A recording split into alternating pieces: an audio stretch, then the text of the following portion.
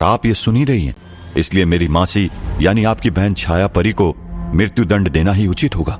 किंतु आखिरकार क्या करना है, यह फैसला आपका होगा, क्योंकि परीलोक की रानी अब भी आप ही हैं। यह कहकर सौम्य परी ने छाया परी के सर से ताज निकाला और सबके सामने अपनी मां दिव्य परी को ताज पहना दिया।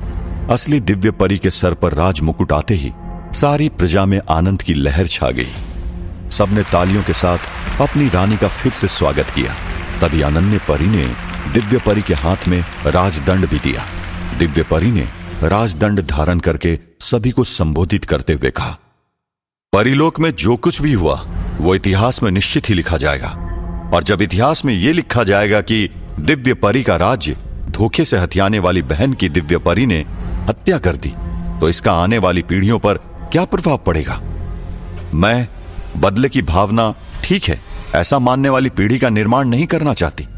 इसलिए भले ही मेरी जुड़वा बहन ने जो कार्य किया है वो मृत्युदंड के योग्य होने के बावजूद भी मैं अपनी बहन छाया परी को उसके सारे अपराधों के दंड स्वरूप मृत्युदंड ना देते हुए प्रतिशोध के बदले करुणा का उदाहरण प्रस्तुत करते हुए केवल परीलोक से निष्कासित करने का आदेश देती हूं। छाया परी को उसके समस्त शक्तियों से वंचित कर दिया जाए और उसके पंख काटकर उसे पृथ्वी लोक पर भेज दिया जाए।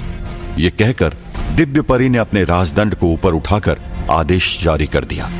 सौम्य परी और बाकी की सारी प्रजा छाया परी को मृत्युदंड न मिलने पर थोड़े हताश हुए, लेकिन उन्होंने अपनी रानी का फैसला हंसते हुए स्वीकार कर लिया।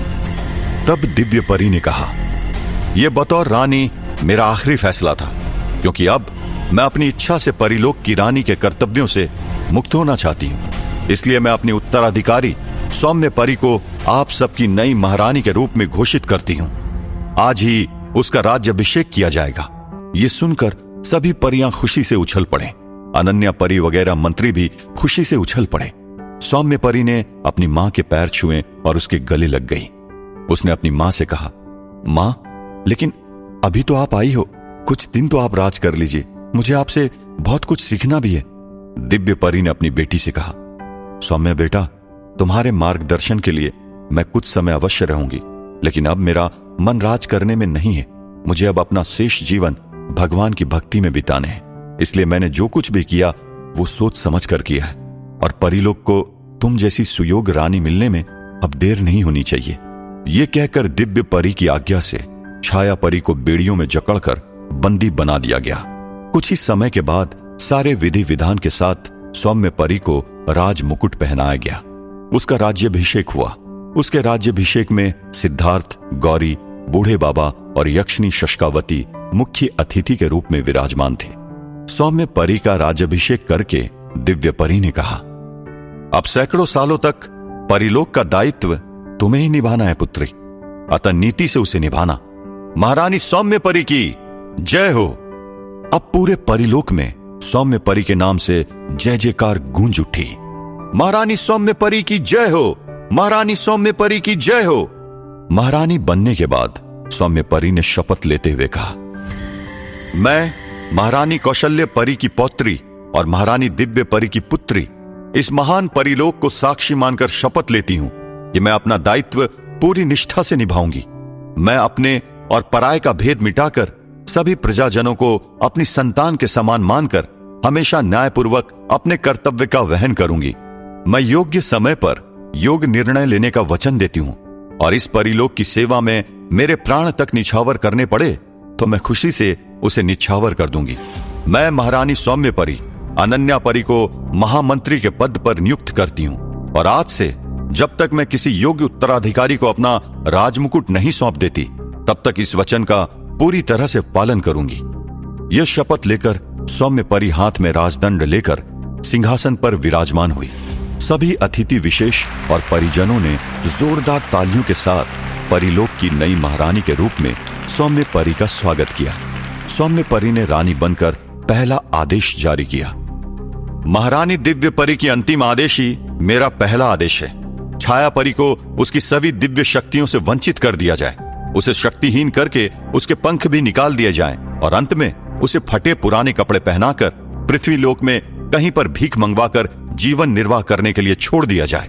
और इसके आदेश के द्वारा परिलोक में यूनान से लाए गए मायनोतोर नाम के राक्षस को पुनः वहीं जाकर छोड़ दिया जाए और उसके द्वारा किए गए नुकसान को कुछ ही समय में फिर से ठीक कर दिया जाएगा। और जिन परियों की मृत्यु इस राक्षस के हाथों हुई है, उन परिवारों को राजभवन की ओर से 1000 सुवर्ण मुद्राएं दी जाएगी और इसके द्वारा इस परिलोक में गौरी नाम की जिस स्त्री को उसकी इच्छा के विरुद्ध लाया गया था, उसे भी मैं मुक्त करती हूं। उसे संपूर्ण आदर के साथ फिर से अपने घर लौटा दिया जाएगा। महारानी सौम्य परी के आदेश के अनुसार छाया परी की सारी शक्तियां छीन ली गई और उसके पंख भी काट दिए गए। उसे फटे पुराने कपड़े पहनाकर परिलोक से बाहर निकाल दिया गया। वो परिलोक से गिरकर पृथ्वी पर आ गिरी। तब प्रजाजनों में से किसी एक परी ने सौम्य परी से पूछा, रानी मां, कृपया करके हमें यह बताइए कि जब आपकी सारी शक्तियां छाया परी ने छीन ली थी, तो उस मैदान से जाने के बाद ऐसा क्या हुआ कि आपको सारी शक्तियां पंख सहित पुनः प्राप्त हो गई? सौम्य परी ने कहा, जब मैं सिद्धार्थ और अनन्य परी के साथ बाहर निकली, तब अचानक से असली दिव्य परी ने मेरा हाथ पकड़ के मुझे खींच लिया। मुझे अपने साथ एक छोटे से घर के अंदर लेकर गई और वहां पर उसे देखकर मैं हैरान रह गई थी। जब उन्होंने मुझे सारी कहानी बताई और एक संदूक की ओर इशारा किया। ये वही संदूक था जिसके अंदर मेरे कटे हुए पंख और शक्ति पिंड रखा हुआ था। जैसे मैंने वो संदूक खोला, दाई मां ने अपनी शक्ति से मेरे शक्ति मुझे वापस लौटा दी। मेरे कटे हुए पंख मुझसे जुड़ गए और इस तरह मुझे मेरी शक्ति पुनः प्राप्त हुई। मेरी मां दिव्य परी ने मुझे दूसरी बार जन्म दिया है और मैं उसके लिए आजीवन ऋणी रहूंगी। ये सुनकर सभी के मन में दिव्य परी के लिए स्थान और भी ऊंचा हो गया। सभी ने उसके बाद सौम्य परी को बधाई दी और धीरे धीरे करके अपने अपने घर चले गए। सिद्धार्थ ने सौम्य परी से कहा, अब हमें भी जाने की आज्ञा दे रानी साहिबा। सौम्य परी ने कहा, अरे ऐसे कैसे जाने दूं? परिलोक में आपकी ठीक तरह से मेहमान नवाजी भी तो नहीं हुई है। हमें आपका ठीक तरह से सत्कार करने का मौका तो दो। परिलोक में आकर आपको सिर्फ कष्ट हुआ है। आप सब हमारे साथ कुछ वक्त बिताएंगे तो हमें बहुत अच्छा लगेगा। सिद्धार्थ जी, अच्छा तो हमें भी लगेगा, लेकिन आप तो जानती हैं कि पृथ्वी पर लोग हमारा इंतजार कर रहे हैं। हमें फिलहाल यहां से जाने की इजाजत दें। हम वादा करते हैं कि जब भी मौका मिलेगा तब हम जरूर आएंगे। गौरी ने कहा, रानी साहिबा, सिद्धार्थ ठीक कह रहे हैं। सौम्य परी ने कहा, आप लोग कृपा करके मुझे सौम्य ही कहें। मैं आप लोगों के लिए रानी नहीं हूं। बूढ़े बाबा और यक्षिणी देवी, आप दोनों यहां पर कुछ दिन रुक जाते तो मुझे बहुत अच्छा लगता। यक्षिणी ने कहा, अब तुम रानी बन गई हो तो हमारा जब मन करेगा तब हम लौट आएंगे, किंतु इस वक्त हमें यहां से चलना चाहिए। तब अचानक गौरी किसी सोच में पड़ गई। उसने कहा, लेकिन मेरा बच्चा, हमारे गांव में किसी को पता चला तो? सिद्धार्थ ने कहा, हाँ, और इसकी गर्भावस्था 3 साल 4 महीने तक चलेगी, तो फिर वहां वीरानगढ़ में गौरी की बदनामी हो जाएगी। तब सौम्य परी ने कहा, तुम दोनों को इसकी चिंता करने की कोई आवश्यकता नहीं है। मुझे परिलोक की यह परंपरा को हमेशा के लिए बदल देना है। अब से हम किसी भी मनुष्य स्त्री के गर्भ में अपना दिव्य अंडकोश स्थापित नहीं करेंगे। हम उत्तराधिकारी ढूंढने के लिए कोई नया मार्ग खोज लेंगे। तब तक के लिए हम तुम्हारे गर्भ में हमारे दिव्य अंडकोश से पल रहे बच्चे को बाहर निकालकर यहीं किसी परी के गर्भ में स्थापित कर देंगे। यह सुनकर गौरी पहले कुछ क्षणों के लिए खुश हुई और तैयार हो गई, लेकिन फिर उसे अपने अजन्मे बच्चे पर ममता जाग गई। वो अपनी बच्ची को अपने गर्भ से निकालना भी चाहती थी और उसे दूर भी नहीं होना चाहती थी। दिव्य परी गौरी का चेहरा देखकर उसके मन की व्यथा समझ गई। वो गौरी के पास गई और उसके कंधे पर हाथ रखकर कहा, गौरी बेटा, मैं तुम्हारी पीड़ा को समझ सकती हूं, इसलिए तुमसे सिर्फ एक बात कहना चाहती हूं। पृथ्वी लोक के लोगों की मानसिकता अभी तक पूरी तरह परिपक्व नहीं हुई है।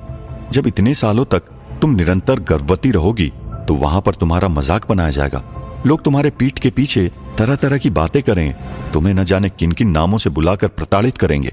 ऊपर से तुम और सिद्धार्थ शैतान और शैतानी शक्तियों के साथ लड़ते हो, तो लोगों को यह भी कहने में देर नहीं लगेगी कि शायद तुम्हारी कोख में शैतान का बच्चा है। और ऊपर से ये शैतान और शैतानी शक्तियां तुम्हें गर्भवती जानकर तुम्हें परेशान करेगी सो अलग। इसलिए सौम्य ठीक कह रही है, अपने गर्भ से इस बच्चे को जाने दो। ये संतान परिलोक में किसी के गर्भ में सुरक्षित रहेगी और तुम इसकी पहली मां हो। यह अधिकार तुमसे कोई नहीं छीन सकता। तुम्हें जब भी मन करे तुम यहां पर आकर अपनी संतान के साथ समय बिता सकती हो। दिव्य परी की यह बात मानकर गौरी अपने गर्भ से इस बच्चे को जुदा करने के लिए तैयार हो गई। तब सौम्य परी ने अपनी दिव्य जादुई शक्ति से गौरी के गर्भ में से उस संतान को बाहर निकाला और किसी और के गर्भ में स्थापित करने के बदले उसे अपने गर्भ में इस बच्चे को स्थापित कर दिया। ये देखकर सभी लोग हैरान रह गए और सौम्य परी की इस उदारता के लिए उसकी स्तुति करने लगे। परीलोक से गिरकर पृथ्वी पर आई हुई छाया, जो अब परी नहीं रही थी, उसने ऊपर आसमान की ओर देखकर कहा, मुझे इस तरह प्रताड़ित करके जिंदा छोड़ देना तुम सबकी बहुत बड़ी भूल थी। अब तुम सभी के जीवन के सुखों के सूरज पर छाया डालकर ग्रहण ना लगा दूं तो मेरा नाम भी छाया नहीं। अब छाया शक्तिहीन होकर आखिर करने क्या वाली थी? पृथ्वी पर अब कौन सी मुसीबत सिद्धार्थ और गौरी का